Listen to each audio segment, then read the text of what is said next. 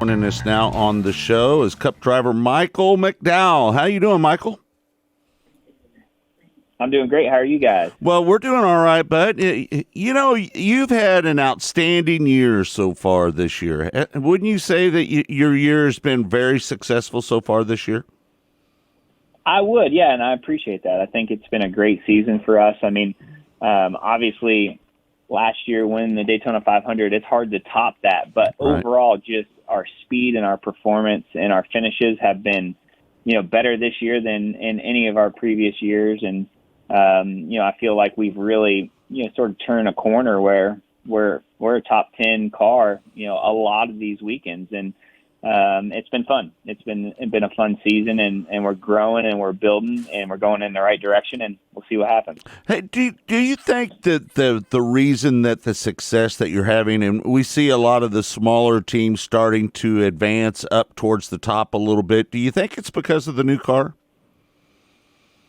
I think that's an element for sure. I mean, I definitely don't want to deny that part of it, because I feel like having a level playing field and all the cars and chassis and parts and pieces being the same has really closed, the gap from the big teams to the small teams. Yeah. And we sort of anticipated that. On the flip side, we've always had great people at front row. And I've known that for years, that we have a really talented group. But it's hard to make up that deficit to the big teams with, the older car, just because they were so far ahead and they were developing at a faster rate than you are. And so how can you catch up when they're developing faster than you are and they have a head start? And so now everybody has kind of a fresh start. And the best teams and the biggest teams are still going to do that. They're still going to outdevelop a little bit, but the playing field seems to be really close right now. And like I said, every weekend, we have speed and we have potential to run in the top 10, which in years past that has not been the case. So I do feel like this car has really leveled the playing field. And at the same time, it's allowed, our team and our people to be able to show their ability and their talent. And so it's been fun. What do you think is the big difference between the car that we ran last year and the car this year? Everybody talks about the difference in these cars. What is the biggest difference for you as a driver between last year's car and this year's car? There are a lot of differences. I mean, race cars are race cars, but the overall for me is, this car in particular, you have to drive with a little bit different style. And to, break it down, I mean, I think that the biggest things that stand out is we're doing a lot more braking and downshifting everywhere, every track that we go to than we ever have. And so that adds an element of challenge and difficulty, and I think is a variable that, helps you to stand out or not stand out. And then just these cars in general, we see a lot more guys spinning out and crashing, not just racing, but by themselves. And I think that they're less forgiving. They're a little bit harder to drive. And, that's, I feel like for me has been helpful, because pushing right up to the edge and getting all the speed out of the car you can without overstepping that bounds is a tough balance. Right. And it, for me, it's been a challenge to, get yourself to that level. But I feel like I have a good feel now and kind of know what I need and know where that limit's at without overstepping it. So, yeah. Well, let me ask you about last weekend at Nashville. It looked like that had to be very difficult to downshift, getting into the corner, steering the car through the corner. Talk about that a little bit as far as the shifting part of it, because, in years past, we didn't see a lot of shifting, right? But we're seeing a lot of it this year. And tell me about the dynamic of trying to do that when you're racing the car. Well, the reason that we're shifting this year is because we have a sequential shifter and we have one more gear, right? So last year we had 4-speed. Historically in NASCAR, you've had a 4-speed. Now we have a 5-speed. And with that 5-speed, it brings all the gears closer together. And with that, when you go into the corner and you're on the brake and, you're slowing the car down 20 miles an hour, now you can go ahead and downshift and go down a gear, so you have that little bit of extra RPM and power out of the corner to accelerate. Right. And and like you said, it is a challenge because you're driving in as hard as you can, and the car, wants to be loose on entry, and you got to take your hand off the wheel and make that downshift. And it's hard to tell yourself to do that when you're already fighting it and chasing it. Yeah. But for me, I think that that's also been one of those areas that has fit well into my style, being, my past being road racing, where you do a lot of shifting, a lot of upshifting, a lot of downshifting. I think that this has kind of helped me in that area of just comfort of being able to do that, and the timing of that and what it takes. We saw 2 cars spin out in qualifying, and those spin outs were from a bad downshift, and right. It's very easy to do. And so I think this car just requires you to be more precise and less area or less room for mistakes. Yeah. Sorry to get kind of geeky on you about everything because, I used to own an ARCA team back in the day and had a little success. Clint Boyer runs second for me driving at Nashville Super Speedway back in 2003. I don't know if you remember back in those days, but it seems like this year for you that it's been maybe your best year. You've had top 10s at Bristol, Talladega, Darlington, and Charlotte. You ran 7th at Daytona. I know that's not what you wanted to do, but this year, what has been the difference between maybe years past and this year? Yeah, I think that it's a build off of last year where we were running 15th to 20th pretty consistently.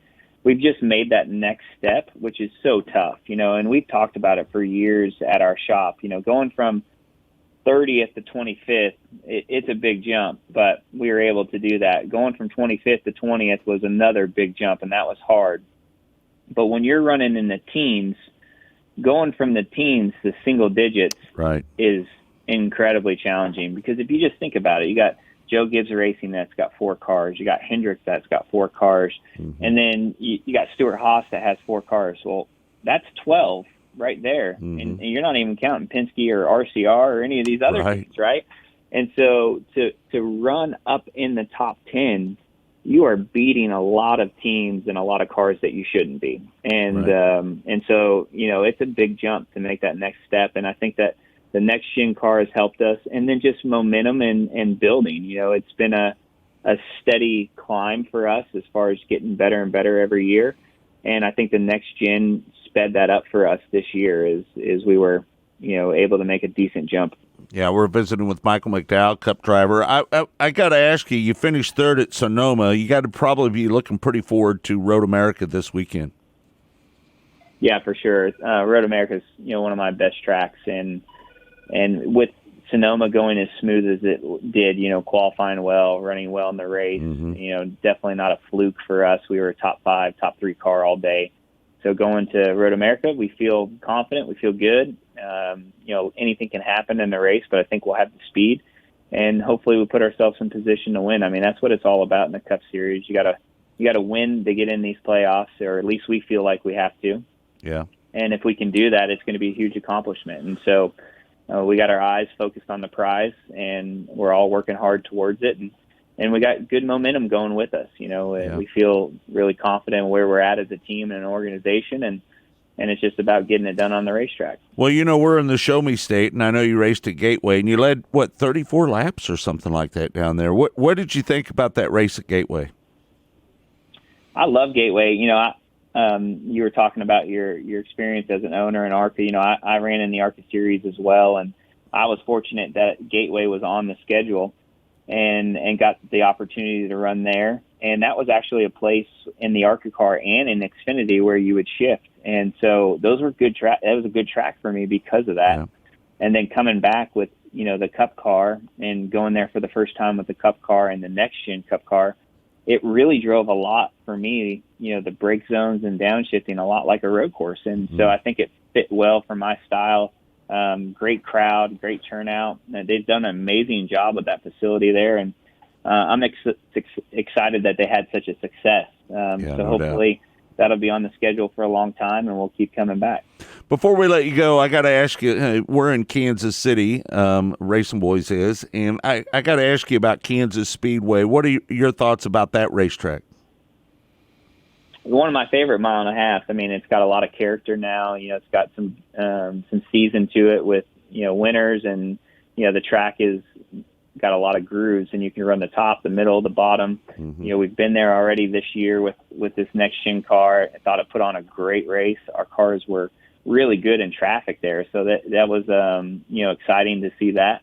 And it's for me, Kansas is always a fun place to go and enjoy not just the racetrack, but everything that's around there with the mall and all the food and barbecue, and there's a lot of great things happening in Kansas. So it's a fun place to go to. Yeah. And finally, I know every person that you do an interview with probably talks about that crash that you had in 2008 down there in Texas. That was one of the most brutal crashes that I've ever seen. It was a miracle that you walked away from that wreck. If you can just give me a quick story about that wreck and how brutal it was, and how did you recover from that wreck? Yeah, I mean, obviously it's not what you want to get known for. Right. And, it's not the highlight reel you want to have. But, right. For me, I was able to race the next day, and run 500 miles at Texas. And I think that was a testament to just, the improvements that NASCAR made with that next, that at that point, that was the, right. The next gen car, the COT, right? Right. And so unfortunately I was the test dummy for it. But, beyond that, it was, it's, to me, it's just a part of, it's one part of the story of your career of, the ups and downs and the highs and lows.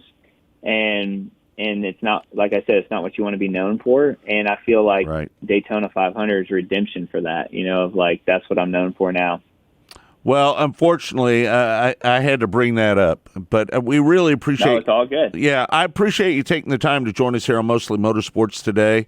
Good luck to you this weekend. I got a feeling you're going to have a good run at Road America after that good finish that you had at Sonoma here just a couple weeks ago. So good luck to you this weekend, and we'll be pulling for you. All right?